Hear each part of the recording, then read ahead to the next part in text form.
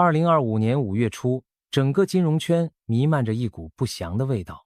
平日里乐观的投资大佬们，此刻纷纷变身末日预言家，对美国经济发出悲观警告，让人不禁怀疑，是不是金融危机的幽灵又回来了？连股神巴菲特都开始发出警示。在今年伯克希尔股东大会上，巴菲特一反常态地批评美国政府的财政状况，直言巨额财政赤字不可持续，警告如果继续不负责任地挥霍，美元价值可能出现令人恐惧的贬损。他没有直接点名，但矛头显然指向近年来盛行的贸易保和关税大战。虽然巴菲特最后还是表示我依然压住美国，但话里行间透露出的担忧已经令市场神经紧绷。不仅如此，巴菲特手上攒下了创纪录的现金储备，似乎在为暴风雨做准备。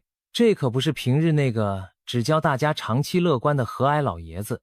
与此同时，桥水基金的创始人瑞达利欧也在各大媒体上敲响警钟。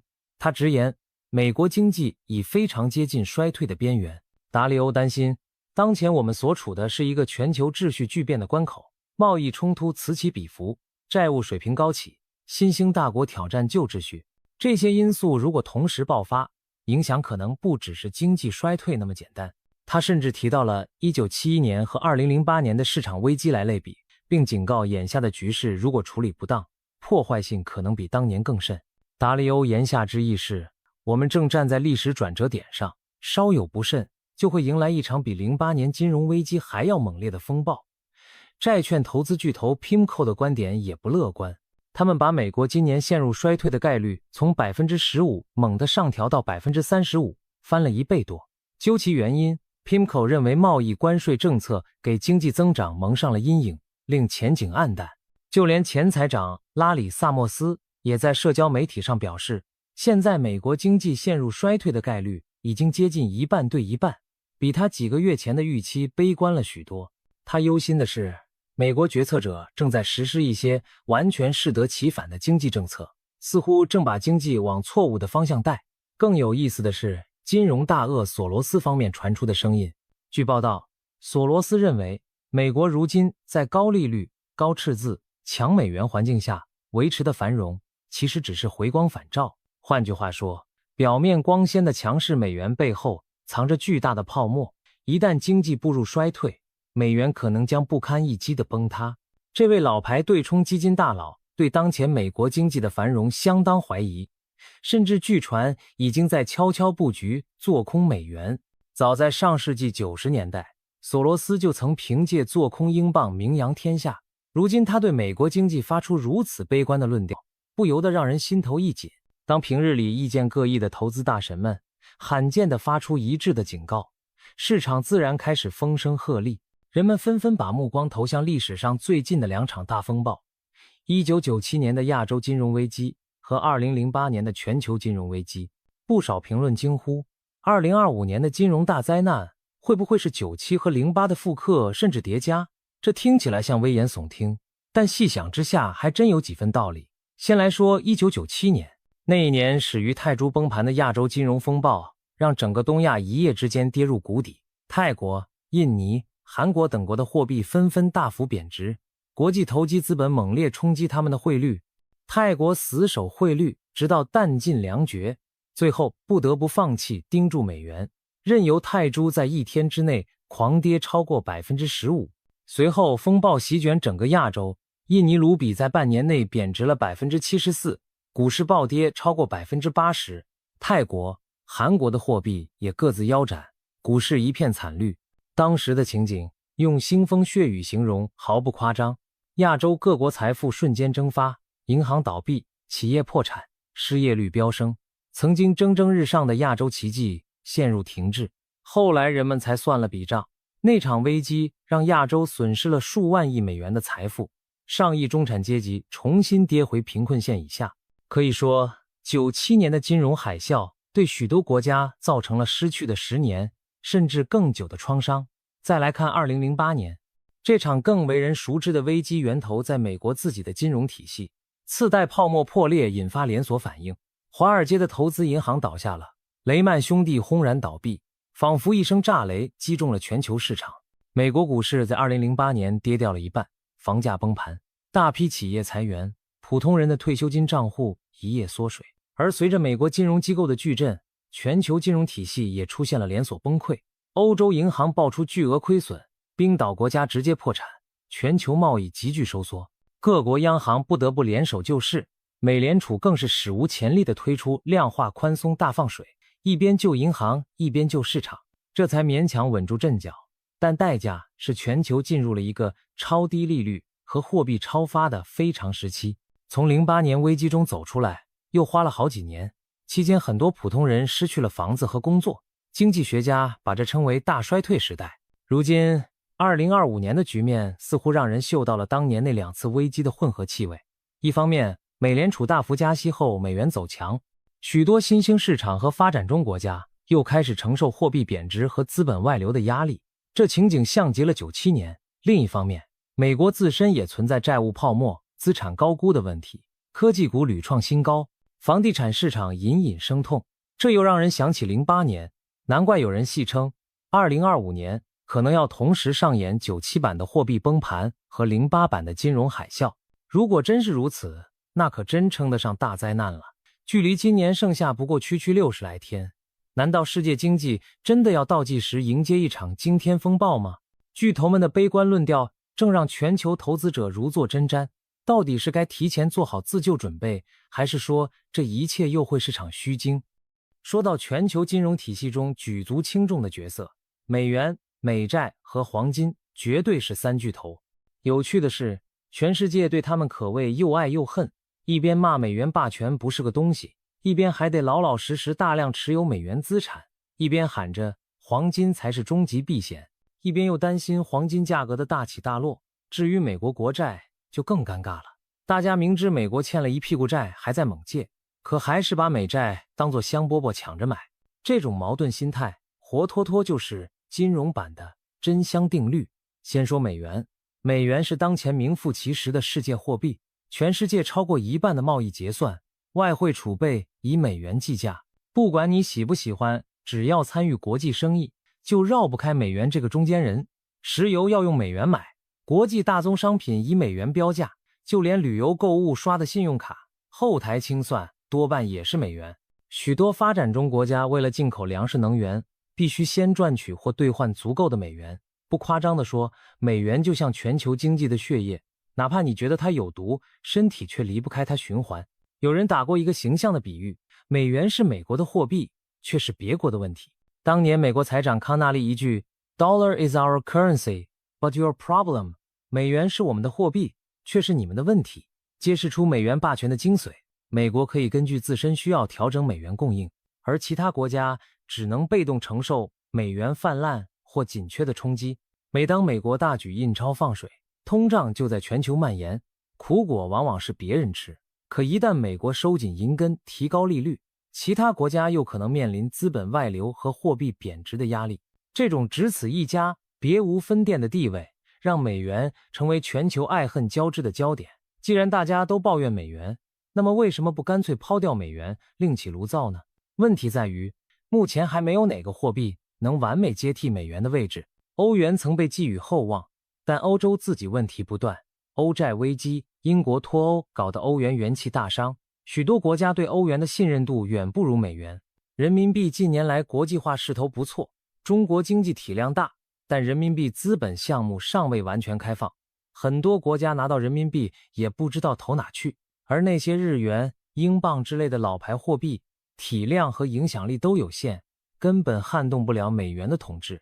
说白了，美元霸权就像一个巨大的美元陷阱，全世界都被困在里面，谁都难以轻易脱身。任何一个国家如果贸然抛售美元资产，结果往往是两败俱伤。美元一跌，你手上的储备资产一起缩水，而且本国货币可能直线升值，出口产业立坑击。于是最终大家还是只能一边抱怨，一边继续握着大把美元不放。所谓嘴上说去美元，身体却很诚实，说的就是这种状况。再说与美元息息相关的美国国债，美债其实就是美元的衍生品。美国以国家信用背书发行的债券，为什么全球央行都喜欢买美债？因为美债市场规模大，流动性好，还被视作几乎零风险的资产，毕竟历史上美国政府从未真正赖过账，虽然不断发新债还旧债，有点庞氏融资的意思，但至少名义上没违约过。对于外汇储备巨大的国家来说，美债是少数能同时容纳巨额资金又方便随时变现的投资工具。你总不能把上千亿美元全塞进某个小国的债券里，那样市场稍有风吹草动你就出不来了。所以美债成了各国央行外储的头号选择。比如日本、中国这些顺差大国，手上握着上万亿美元外汇，不买美债还能买啥呢？结果就是美国政府一边发行国债填补赤字，一边各国央行争着当接盘侠。这现象乍一看荒诞，欠债的成了大爷，债主们反倒战战兢兢，生怕美国还不起。但实际大家心知肚明，美国最后会用通胀来还债，也就是通过美元贬值稀释债务价值。可即便如此，出于安全和流动性考虑，各国还是认了。谁让美债独此一家呢？相比之下，黄金则是另一个极端，它不属于任何国家，却被几乎所有国家视为终极保值资产。历史上，世界主要货币都曾与黄金挂钩，美元在1971年以前也实行黄金本位制。然而自美元与黄金脱钩后，纸币时代彻底降临，黄金退出了货币舞台，但并没有失去光彩。每当经济局势紧张，地缘政治动荡，黄金就会重新受到追捧，被视作对抗不确定性的硬通货。比如金融危机、战争冲突的时候，黄金价格往往大涨，足见其避险魅力。然而，黄金也有让人头疼的地方。首先，它不能直接生息，没有利息收益，持有黄金的机会成本不低。其次，黄金价格并非一成不变，短期波动起来相当剧烈，高度依赖市场情绪。更要命的是，国际黄金市场上也存在大玩家的身影。据传，一些国家和大型投行会通过期货等手段影响金价走势，这一点我们稍后详谈。所以说黄金绝对安全也是一种错觉。尽管如此，近年来各国央行都在悄悄增持黄金储备，以减少对美元的依赖。俄罗斯就在过去几年大举抛售美债，增持黄金，成功提高了本国金融体系对美元制裁的免疫力。中国也在稳步增加黄金储备，并推动人民币国际化。但即便如此，黄金和人民币加起来，短期内也很难撼动美元美债体系的主导地位。综上所述，美元、黄金、美债这三样看似此消彼长的资产，其实构成了全球金融的铁三角。美元一家独大，引来不满但无可替代；黄金耀眼夺目，却难以扛起货币体系的大旗。美债连接着美元和全球投资者的利益，各国对美国可谓又气又无奈。这种爱恨纠葛的关系大概还会持续下去。尽管去美元化的口号震天响，但在可以预见的将来，美元和美债仍将牢牢占据舞台中央，而黄金则像一个默默站在一旁的保险柜，在关键时刻提供最后的保障。正所谓理想很丰满，现实很骨感。各国决策者也许都想跳出美元的圈套，但现实是，他们暂时还离不开这个又爱又恨的美元世界。让我们穿越回1985年的纽约广场饭店。那一年，美国联合西德，当时的联邦德国、日本、英国和法国的财长在广场饭店秘密开了个会。会后5国签署了著名的广场协议。这个协议干了什么？用一句话概括，就是联合干预外汇市场，让美元大幅贬值。当时美国面临巨额贸易赤字，老觉得日本和西德占了自己太多便宜，于是逼着盟友一起来压一压美元汇率。结果在协议签署后，美元对日元、马克等主要货币在2年内急跌了约一半。举个数字，当时美元对日元从1美元兑约240日元，跌到不到120日元，等于日元升值了1倍。这一下，日本出口产品价格腾地涨了上去，日本企业在国际市场上瞬间丧失了价格优势。有人满意了，感觉扳回一城，但日本却开始了漫长的噩梦。为了应对突然升值带来的出口打击，日本央行大幅降息，刺激国内经济，鼓励消费和投资，以内需来弥补外贸损失。谁料这一刺激之下，日本国内出现了巨大的资产泡沫，股市和楼市像打了鸡血一样飙涨。东京的地价一度疯狂到什么程度？据说卖掉东京市内的土地就能买下整个美国。当然，这是夸张的调侃，但足见当年泡沫之夸张。1989年末，日经指数冲上接近39000点的历史巅峰，比5年前翻了几倍。然而好景不长，日本政府随后开始收紧银根，提高利率，想给泡沫降温，结果反而捅破了泡沫。90年代初，日本股市楼市双双崩盘，银行坏账累累，经济一蹶不振。此后，日本陷入了长达10年以上的通货紧缩和零增长，被称为失落的10年。而这个10年还远不止10年，一直到2000年代、2010年代，日本经济都未能恢复80年代的荣光，所以干脆有人把这段低迷期称为失落的30年。对比之下，美国在广场协议后的际遇就耐人寻味了。90年代的美国迎来了信息技术革命和经济长扩张，交出了一份亮眼的成绩单，而昔日不可一世的日本经济则节节败退。1989年时，全球市值最大的50家公司中有32家是日本企业，但30年后，前50里几乎已难觅日本身影。曾经在各领域挑战美国的日本，仿佛被广场协议这一招请君入瓮给困住了，元气大伤，至今未复。历史走马灯般转到今天，很多人不禁要问，眼下美国和主要贸易对手之间的博弈，会不会重演当年广场协议的戏码？上一节我们提到，这2年美国打响了贸易关税战，对象包括中国、欧洲等主要经济体，这跟当年美国对日本的贸易施压何其相似。只不过这次美国开出的条件不是广场饭店签协议，而是直接挥舞关税大棒。当然，表面看是关税纠纷，背后实际上还是为了贸易逆差和汇率问题在较劲。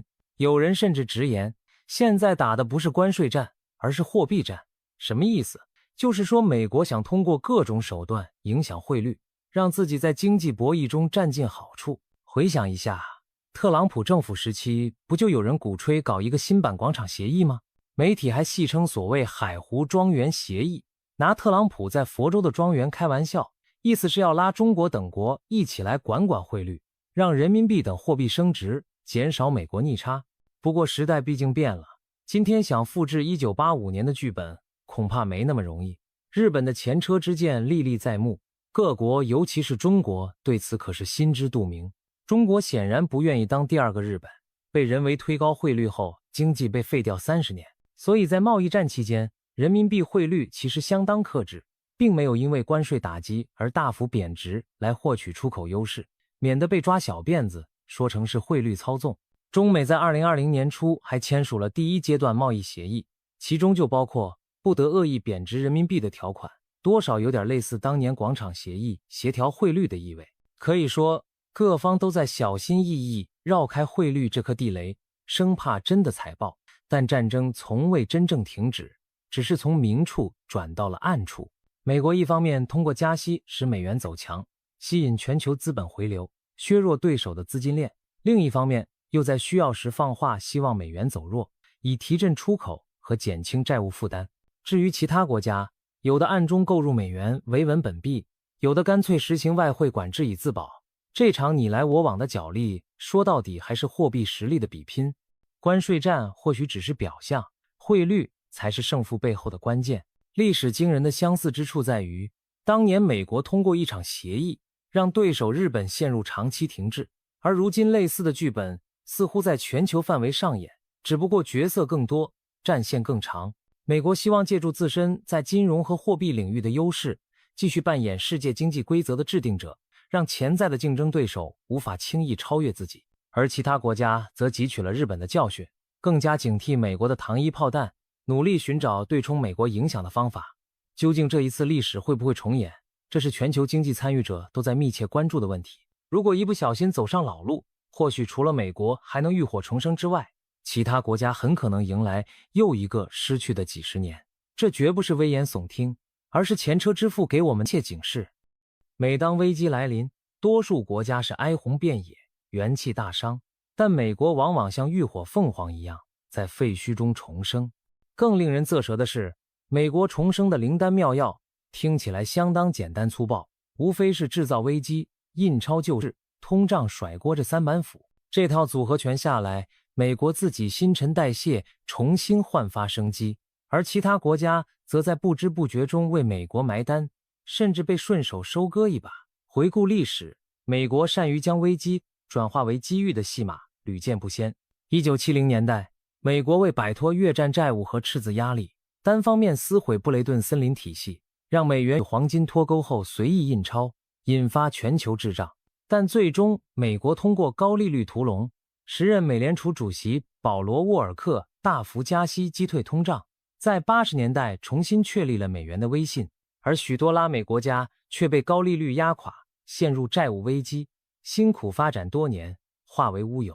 1997年亚洲金融危机，美国本土几乎毫发无损，华尔街资本反而趁火打劫，用极低的价格买下亚洲资产，亚洲国家则背负沉重债务，进入漫长复苏。2008年美国爆发次贷危机后，美联储大开印钞机，连推3轮量化宽松，撒下天量美元。照理说，美元这么超发，信用早该破产，谁知结果却是美国经济迅速触底反弹，而其他许多国家反倒被这波美元潮搞得进退失据。美国人自己也戏称，每隔10年左右，经济就来场大清洗，把积累的问题在危机中一次性解决掉，然后再开始新一轮增长。秘诀何在？在于美国掌握着全球金融的水龙头，美联储一旦开闸放水，全世界都得跟着淋浴。一方面，美国政府可以用印出来的大把钞票刺激国内经济，救助银行企业，把该破产的破产，该救的救，迅速清理门户。另一方面，这些泛滥的美元并不会安分地留在美国境内，他们会漂洋过海，涌向海外寻求收益。于是常常出现这样的场景，美国央行放水后，新兴市场国家反而先迎来一波资产泡沫和通胀压力，大量热钱推高当地股市楼市，看似一片繁荣。可等到美国缓过劲来，风向一变，开始收紧银根，加息缩表，全球资金又哗啦啦撤回美元怀抱，那些之前被吹起的泡沫瞬间破裂，留下一地鸡毛给所在国人民收拾。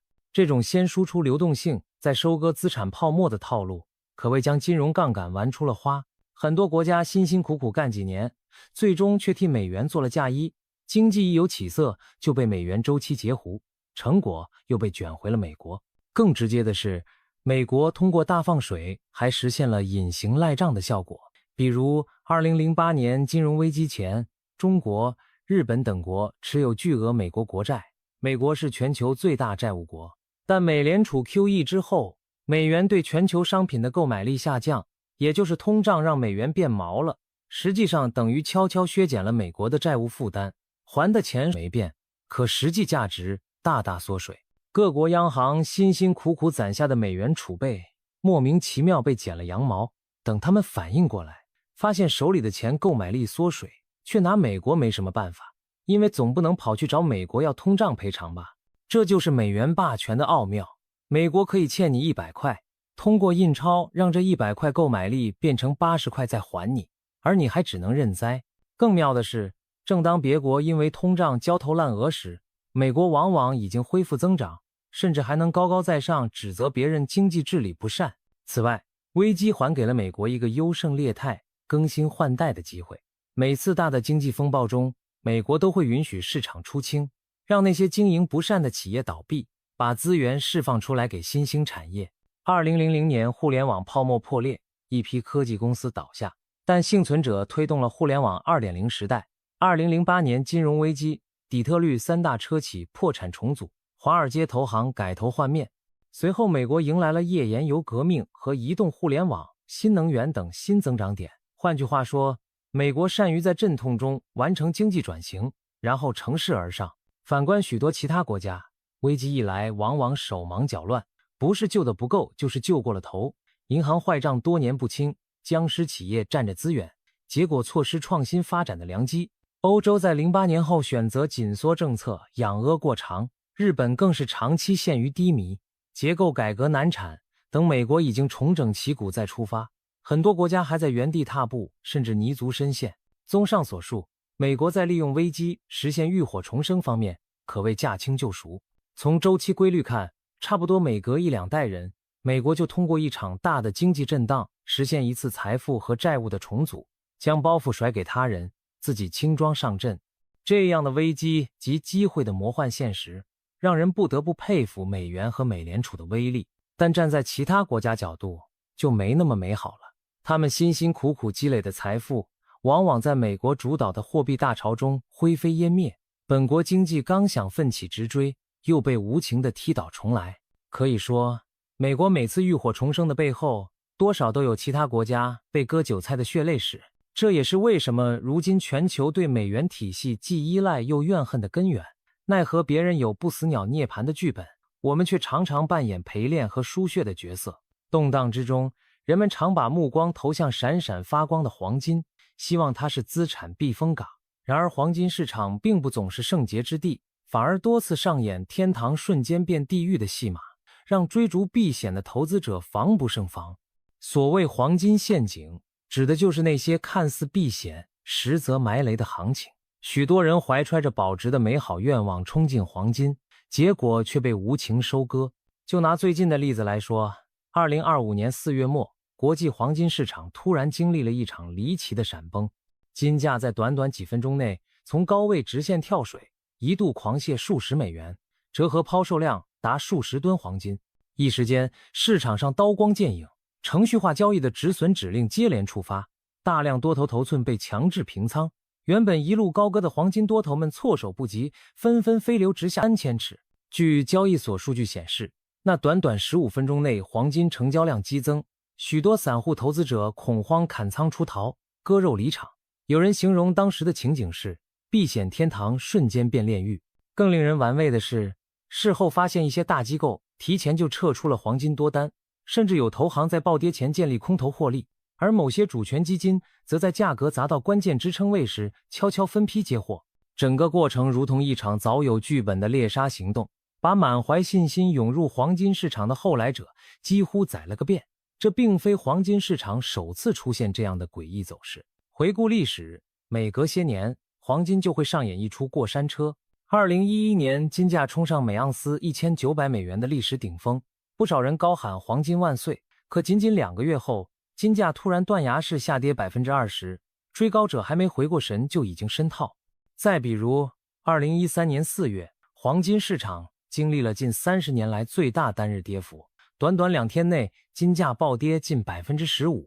市场传闻，当时有神秘大户一次性抛售了400吨纸黄金合约，引发瀑布式抛盘，直接把金价砸穿了关键支撑。这一幕恰好发生在全球投资者纷纷购入黄金避险之际，结果可想而知，许多后来涌入的散户投资者被埋在山顶。中国大妈们抢金的故事就是那时候传开的。大批中国大妈在金价暴跌后冲进金店扫货，一度被媒体称赞为多头救星。但随后的几年，金价长期低迷，这些热情的大妈们账面浮亏严重，直到多年后金价再创新高才解套。可见黄金虽然璀璨，追高的人未必能笑到最后。为什么黄金市场会频繁出现这样的陷阱？原因在于黄金既是商品，又带有金融属性，其价格既受供需影响，更受投资情绪和大资金力量左右。黄金市场背后并非没有大玩家，长期以来就有传闻称，一些西方国家的央行和华尔街巨头会在关键时刻联手打压金价，以维护美元的权威。官方当然不会承认这种说法，但多年来黄金价格的走势常令人费解。每当经济局势极度紧张，按理金价该大涨时，总有大笔卖单从天而降，让行情急转直下。比如前面提到的2013年暴跌事件，当时就有人质疑是美联储默许大行砸盘，为的是阻止黄金突破历史高位，免得投资者对美元失去信心。类似的阴谋论还有很多，虽然真相难有定论，但黄金受到操纵几乎成了黄金圈投资者的共识之一。从另一个角度看，黄金陷阱也是人性陷阱。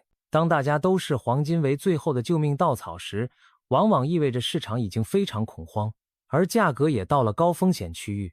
此时稍有风吹草动，就可能引发多杀多的踩踏。那些高喊着买黄金保平安的声音，很可能在不经意间成为他人的出货对象。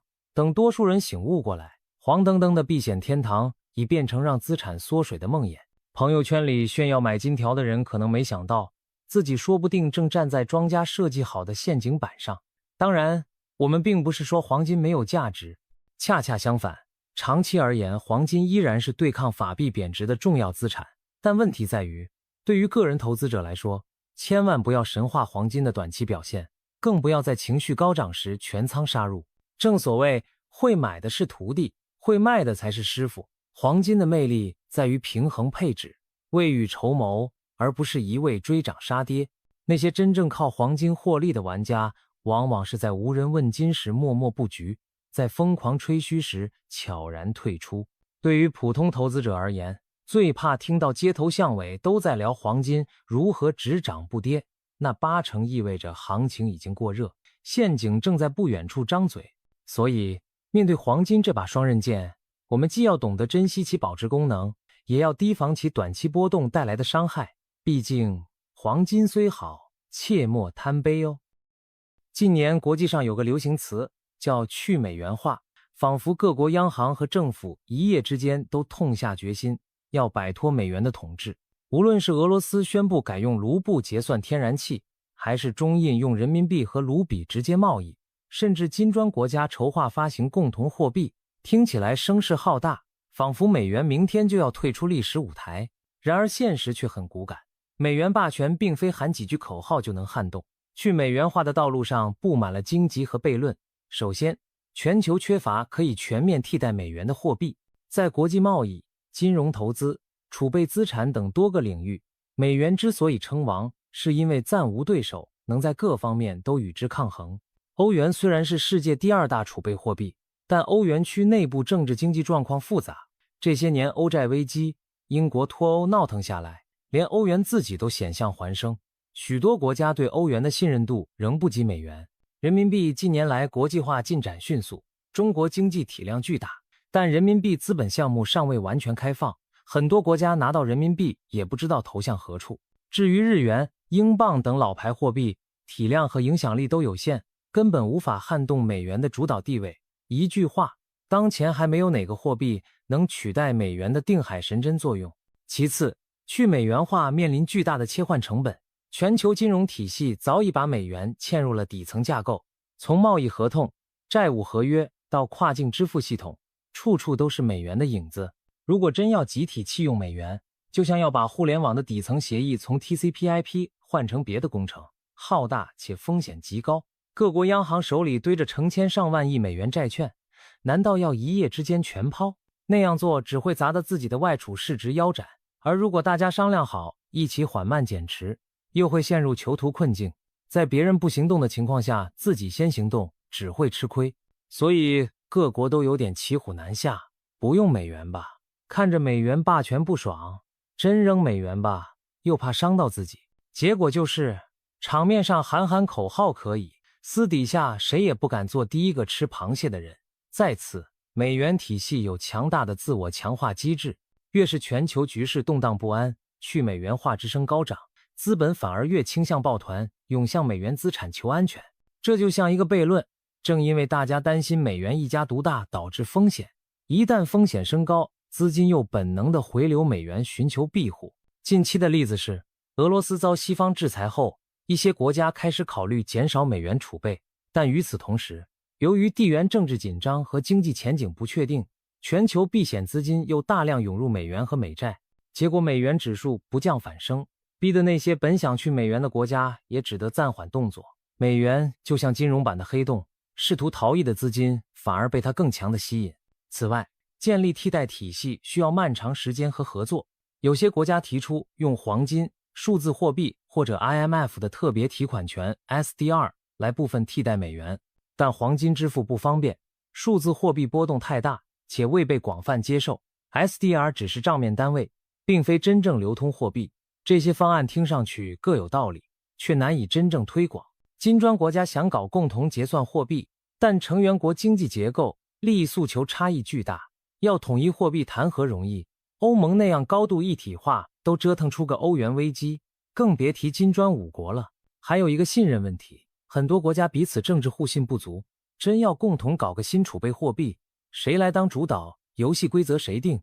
出了问题谁来兜底？一连串的问题没有答案，去美元化在很大程度上只能停留在研讨阶段。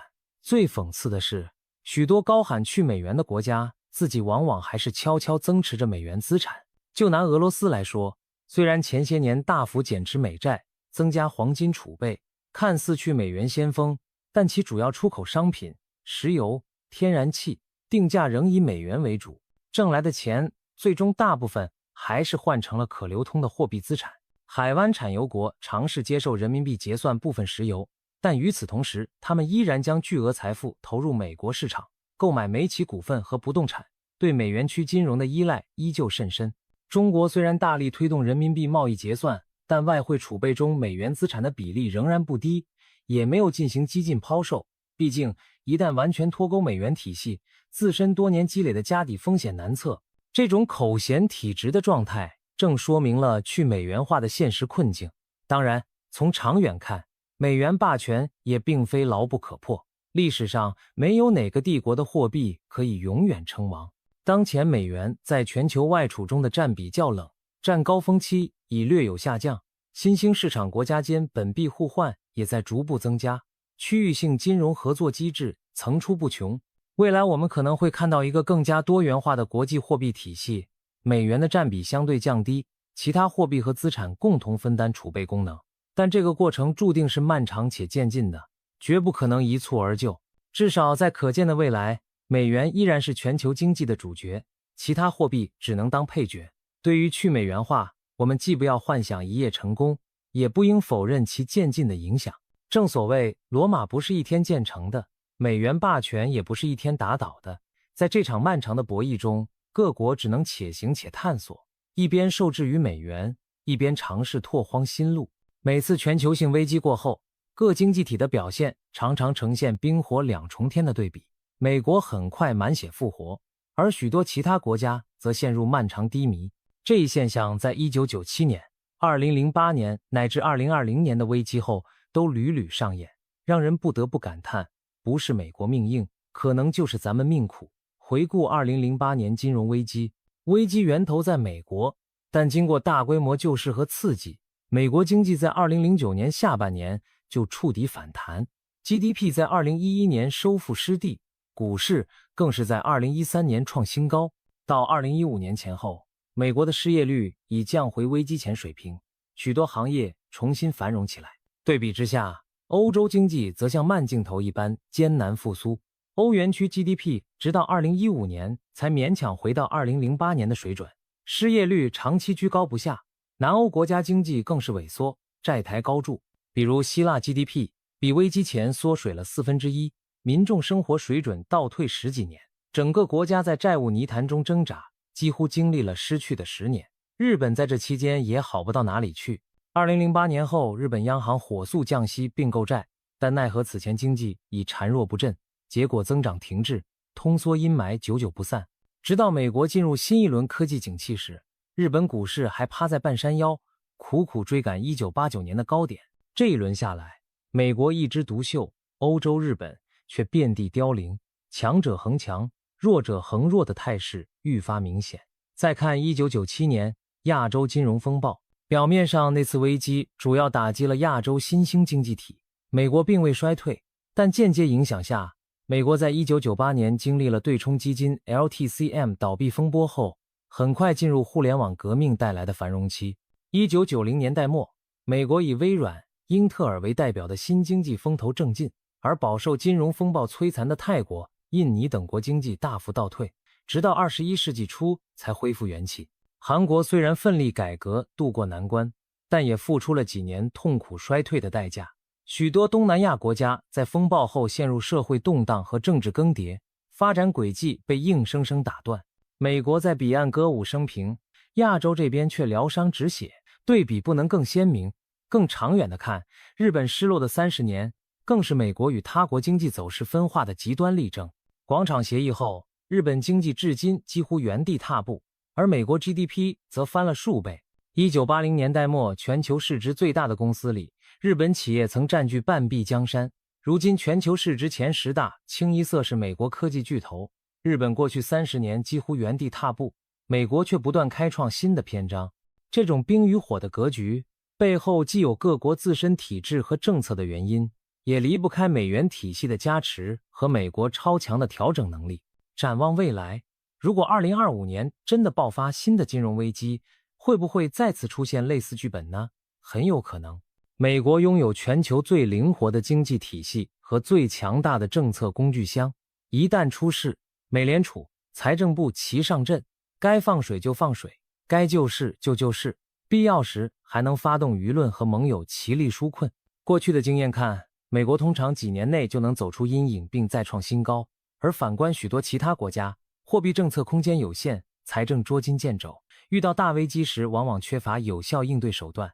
像欧洲、日本这些已经贴近零利率多年的经济体，再来一次冲击，恐怕只能干瞪眼期待美国带动全球复苏。新兴市场国家更是脆弱，汇率一崩，资本出逃，想稳住基本盘都难，又谈何迅速反弹？可以预见，风暴过后，美国很可能仍是最快爬起来的。无论靠印钞也好，制度优势也罢，美国总有办法迅速重组资源，再次引领投资潮流。与此同时，许多国家可能陷入类似日本当年的处境，银行坏账缠身，财政负担沉重，发展动力不足，一拖就是多年。有人担心，这一回全球经济除了美国之外，会不会出现一个集体失去的20-30年？听上去夸张，但也并非没有可能。如果各主要经济体在危机应对上步调不一致，各自为政，最终很可能就是强者愈强，弱者愈弱的结局。当然，我们也希望各国能汲取以往教训，协同行动，共度难关。但历史的轨迹往往惊人的相似，大浪淘沙过后，美式资本主义总能率先淘到金子，其他国家则需要更长时间来重建家园。美国像打不死的小强，在危机中越挫越勇，而许多经济体却可能经历寒冬，漫长难熬。冰与火的两重天，也许将再次在危机后上演。对于身处寒冬的那些国家而言，这等待黎明的漫漫长夜实在不好熬啊。聊了这么多宏观大局，最终落脚点还是我们每一个普通投资者自己。面对可能到来的金融风暴，我们是选择坐以待毙，还是积极自救，甚至借机实现财富跃迁？倒计时60天的警钟仿佛在耳边敲响。此刻的你准备好了吗？首先要明确一点，生存永远是第一位的。在风雨欲来的环境下，保住本金比什么都重要。别幻想自己一定是那少数精准踏浪的天选之子，先确保别成为浪底的扑街者。具体怎么做呢？降低杠杆，分散风险，增厚现金流基本功。看看金融大佬们都在干嘛。巴菲特囤了史上最多的现金，达利欧在警告提高投资组合的抗风险性。动作我们普通人规模比不了，但思路是相通的。此刻你的资产配置里，不妨多留些现金或现金等价物，比如短期国债、货币基金，以备不时之需。俗话说，手中有粮，心中不慌。危机来时，现金就是王者。手握现金的人不仅更安全，还有能力在别人恐慌抛售时捡便宜货。其次，适当的避险对冲可以提高你撑过风暴的胜算，比如配置一部分黄金或其他硬资保险。不过正如前文所述，要避免在情绪高涨时追高黄金，最好逢低分批介入，长期持有一些以防万一。又比如，如果你懂衍生品工具，可以考虑买入一些股指期权或看跌 ETF， 在市场暴跌时获得收益补偿。当然，对大多数人来说，这些操作稍显复杂，不熟悉的话宁可不做，千万别因为玩对冲反倒把自己坑了。最重要的对冲其实是思想上的对冲，既要看到风险，也要看到危机中的机会。灵活应变是第三个关键。金融市场瞬息万变，没有永远有效的剧本。今天大家担心危机，可能2个月后局势缓和，市场又是一片欢腾，也可能真的如预期般风雨来袭。到时候各国政策干预的力度和节奏也决定着市场走向。作为个人投资者，我们无法左右大局，但可以及时顺势而为。比如，如果真的出现流动性紧缩导致资产暴跌，那么当市场跌出价值后，敢于在极度悲观中分批拾起一些优质资产，将为日后丰厚的回报埋下种子。反之，在市场过于亢奋时，学会逐步获利了结，落袋为安，也是明智之举。简单来说，就是别人贪婪时我恐惧，别人恐惧时我贪婪。当然，前提是你有足够的定力和判断力，不被大众情绪牵着鼻子走，避免成为金融炮灰。还有一些实用心得，不要轻信天花乱坠的致富神话。危机时刻，各种大师和内幕消息可能满天飞，告诉你某某机会稳赚不赔，请保持警惕。这种时候，骗局也会趁火打劫。踏踏实实按照自己看得懂的策略来，可比盲目听信他人靠谱得多。控制情绪和预期也很重要。市场崩跌时很容易绝望，觉得一切都完了，但往往最黑暗的时候正是黎明将近。相反，市场狂欢时人人飘飘然，这时反而要冷静思考风险在哪。情绪稳定的人才能在大起大落中做出理智决定。还有，根据自身情况量力而行。如果你年轻，有稳定收入来源，完全可以把这次潜在危机视为财富逆袭的机遇，提前学习研究，一旦机会出现，敢于出手布局优质资产，实现资产跨越式增值。历史表明，大危机后往往孕育大牛市，暴跌带来的便宜货最迷人。如果你准备充分，也许真能在别人绝望抛售时捡到未来的10倍股、100倍地皮，那离暴富也就不远了。反之，如果你临近退休或肩负重大财务责任，那么防守保本应是首要目标，千万别在风高浪急时贸然搏杀，以免一招不慎满盘皆输。最后，制定一个危机应对计划并严格执行，就像消防演习一样，提前想好，如果市场大跌 30%， 我怎么办？如果我所在行业裁员，我的家庭财务如何应对？有了预案，真有事发生时，你就不会惊慌失措。计划里应包含你的投资操作策略，以及家庭预算的应急调整等。最好与家人沟通，达成共识，确保关键时刻大家能抱团取暖，共度难关，而不是各自为战。当下，距离那些金融大佬们暗示的危险窗口，可能只剩短短几周或几月时间。我们无法确定灾难是否准时降临，但可以确定的是，未雨绸缪总比临可绝境好。与其天天上网刷消息焦虑，不如静下心来检查自己的资产健康状况，做做风险压力测试，将配置调整到一个让自己睡得着觉的状态。这样，无论接下来风暴是否真的袭来，你都能坦然应对，来则预之，去则安之。有人说，危机就像一把双刃剑，能把人砍伤，也能助有准备的人斩获机遇。对于普通人来说，我们不奢望成为下一任金融大鳄，但至少要努力不当金融风暴中的牺牲品。更理想一点，如果我们认真学习历史，洞察先机，也未尝没有机会在乱局中抓住1-2次改变财务命运的机会。暴富也好，破产也罢，很大程度上取决于风暴来临前我们所做的选择和行动。愿我们都能在这场可能的考验中站稳脚跟，守住财富，甚至乘风破浪，化危机。毕竟，正如老话所说，风雨过后终有彩虹。你要做的就是撑到雨过天晴的那一刻。